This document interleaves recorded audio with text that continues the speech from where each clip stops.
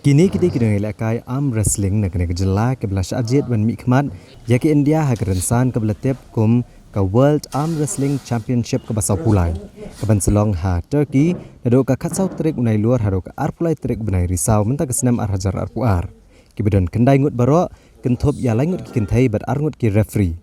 Bad gini la jet da ke Indian Arm Wrestling Federation. Ha kerensan ke berang Shudap Long Dangshan ha ke negeri.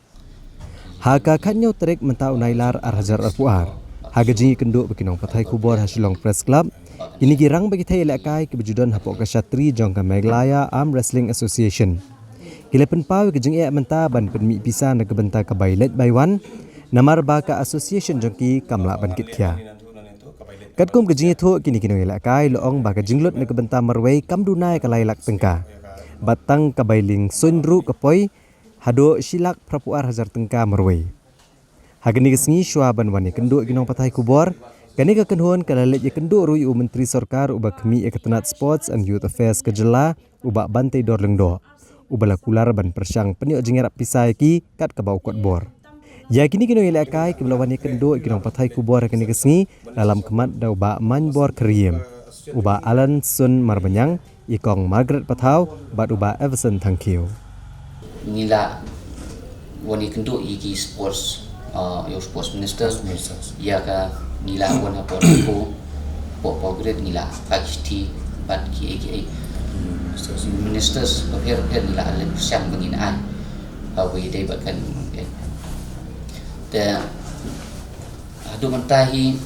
nimpat yo ya kata ka naglong ka igi ba cincar hai ni mentaba kelate ka por yang dibangin semedi kata jingkan ban bang thangin poil lakai sho te jing kedu ngi isa bantai dua ba menepat I mesti ngi yang fimun kuslai yang kili practice bet yang ba ka pisa la shala ni siski insa persang i da kalat kan tinama ba lada I up da ka sanction ka banyak ka sanction na ka government ka bampor tema I ba yang ba ngan sa persang no ba ngan le nani nantu ka bailet bai wan jusia ngi syukurman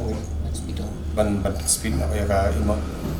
Amar bamendi ya ICM kontak sama saru gila don kan ding ketungut gila ai ka proposal je iru dan makaleng je iru ni expect ni request ban semua menyerap dan bang iru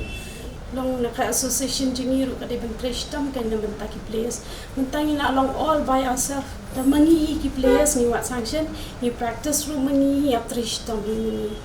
kum ka kamawahi kade ben le ka aka kan na ben taki players ban yarap kanang bakanum dan kam kan ngi ban mare shani shatu da ka bani mare shani shatu ka la lot kan ka puar jeng mentangi dan tang shi benai thik hi ban practice ban present ko wa tilada ka nada ka mawa ka Meghalaya Arm Wrestling Association ka le ai na mentaki players dia kalau ka jingerap kan ni komen hakaniru bala sanction pisaru klem ong ai te hadian pat ki ong penbiang ki UC ngila penbiang ki UC